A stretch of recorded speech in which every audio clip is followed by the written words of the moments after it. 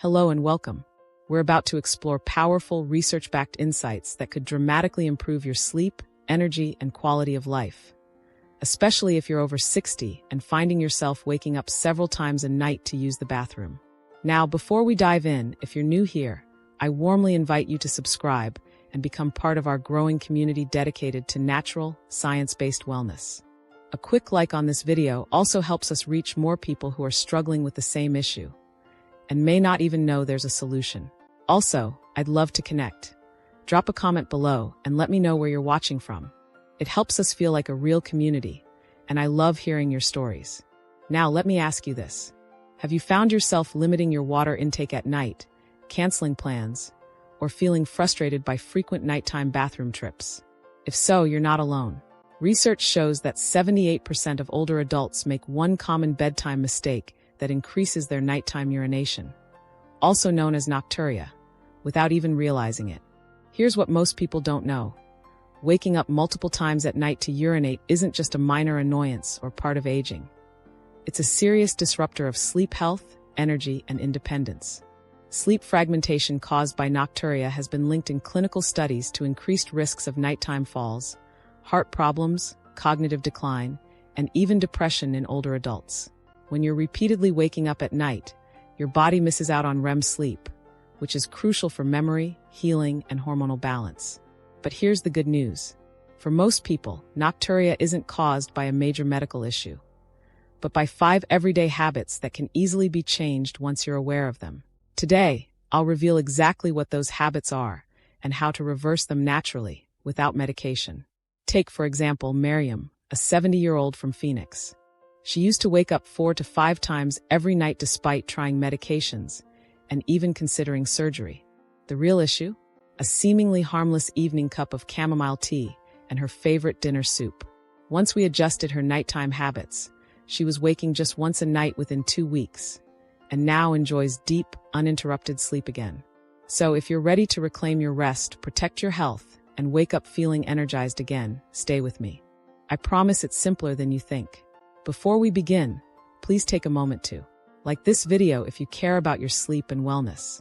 Subscribe so you never miss future tips that could transform your health. And comment below. How many times do you wake up to urinate at night? Your feedback truly fuels this channel.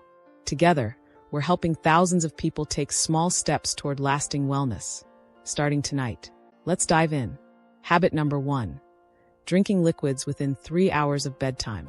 At first glance, this might seem obvious. Of course, drinking too close to bedtime might make you need the bathroom. But here's the surprising part. It's not just the water you're sipping that's the problem. Most people unknowingly consume hidden sources of fluids in the evening that keep their bladder working overtime while they sleep. For instance, that comforting bowl of soup at dinner? It's mostly liquid. A juicy slice of watermelon or cantaloupe after your meal, loaded with water. That relaxing herbal tea or warm milk before bed, also high in fluid, and in some cases mildly diuretic. Even certain medications like blood pressure pills or antacids contain ingredients that increase urine output. As you approach bedtime, your kidneys are supposed to slow down urine production. But when you consume liquids, even hidden ones, your body continues processing them well into the night, leading to a full bladder when you should be in deep, restorative sleep. And it's not just about inconvenience. These late-night bathroom trips pull you out of crucial stages of sleep like REM and deep sleep, where your brain resets, your tissues repair, and your hormones rebalance. Take Miriam's story again. Remember her from earlier? She had already reduced plain water in the evening, but it wasn't until she eliminated her nightly tea and soup that her sleep truly improved.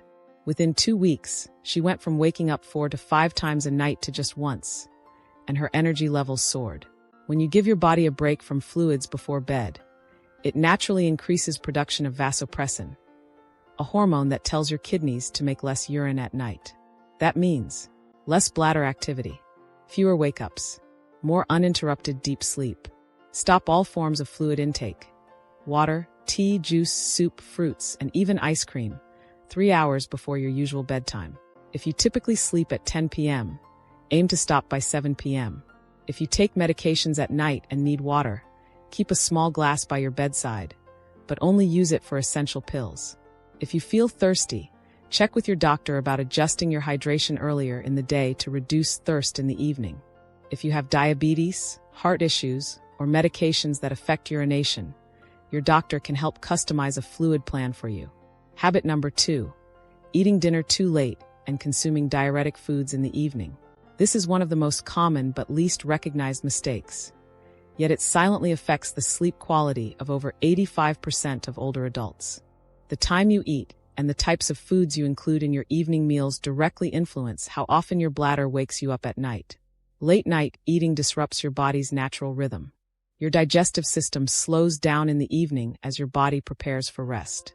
When you eat close to bedtime, especially meals rich in diuretic foods, you essentially signal your kidneys to stay active, producing more urine at the exact time your body should be entering restorative sleep. But the real surprise lies in the types of foods that quietly trigger this issue.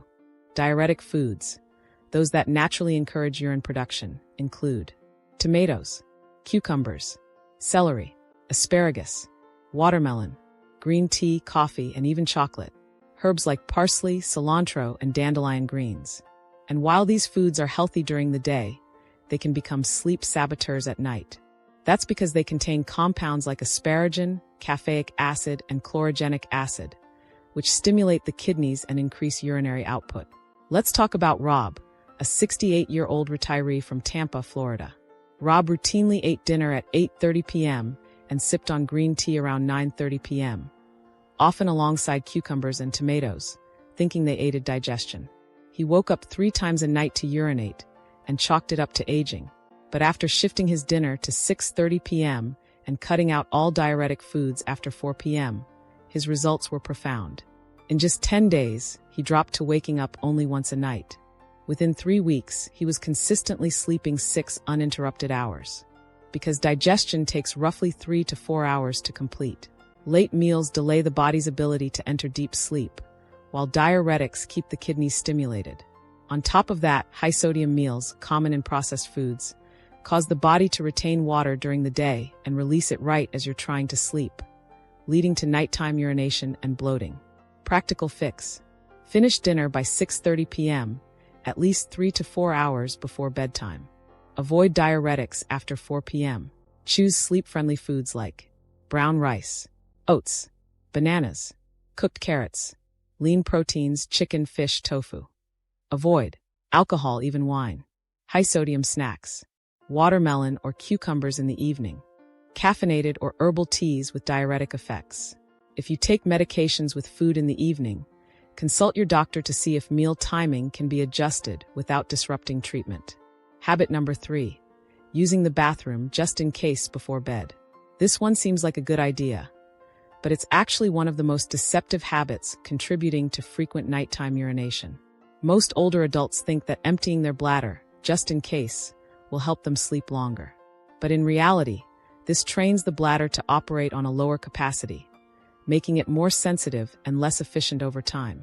The bladder is an adaptable muscular organ capable of holding 300 to 500 milliliters of urine comfortably.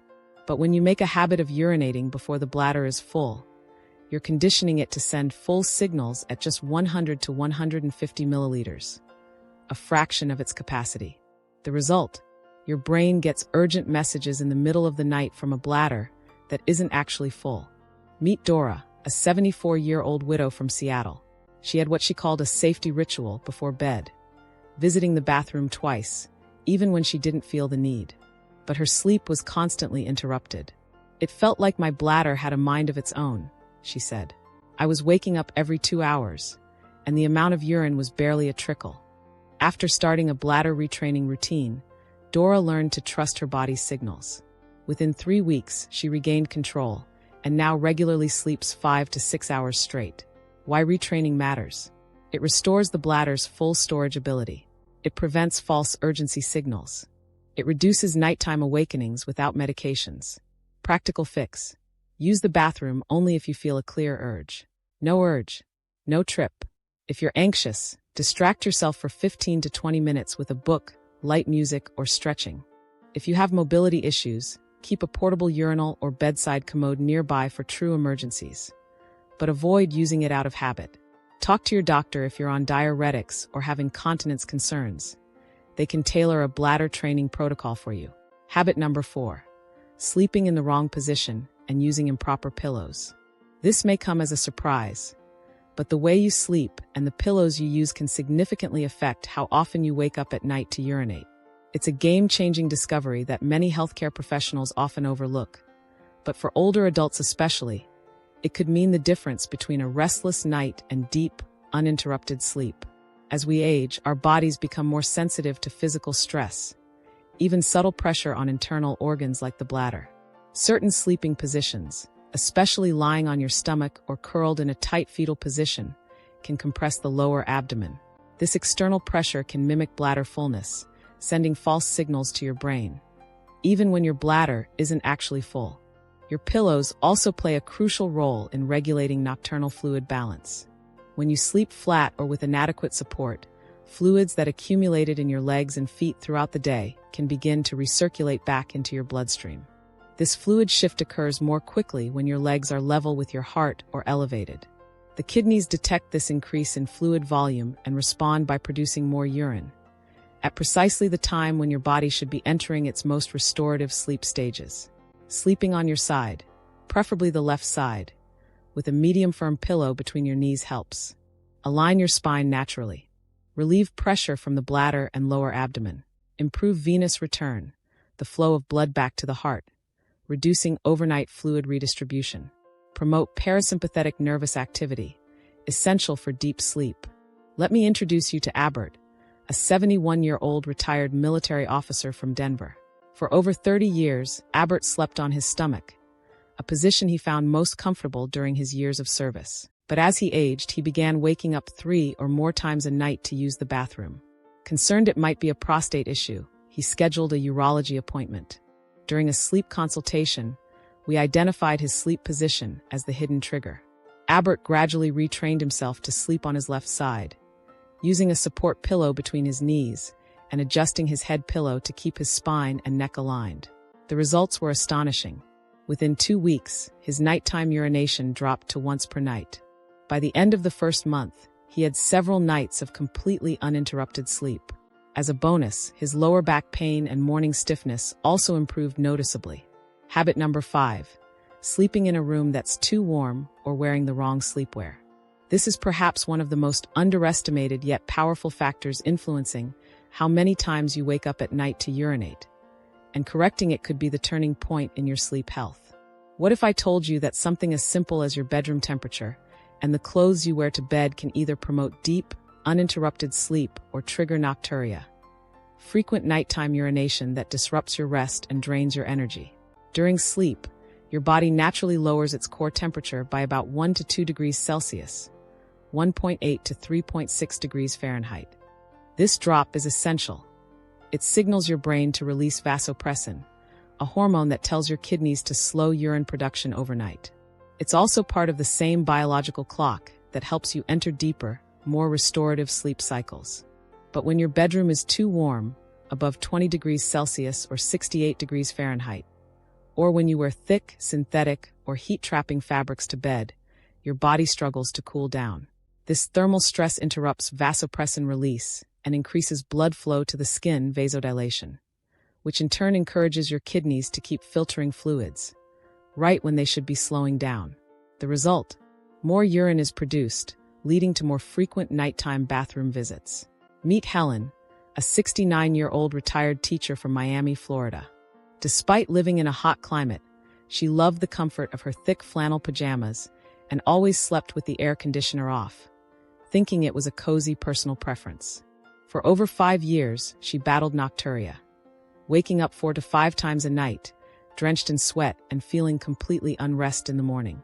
"I thought it was just part of getting older," she said. But once Helen learned about the temperature-nocturia connection, she made 2 simple changes. She set her bedroom temperature to 19 degrees Celsius, 66 degrees Fahrenheit, using a quiet, energy-efficient air conditioner. She swapped her sleepwear for lightweight, breathable cotton pajamas. Within 1 week, her nighttime bathroom visits dropped to 2.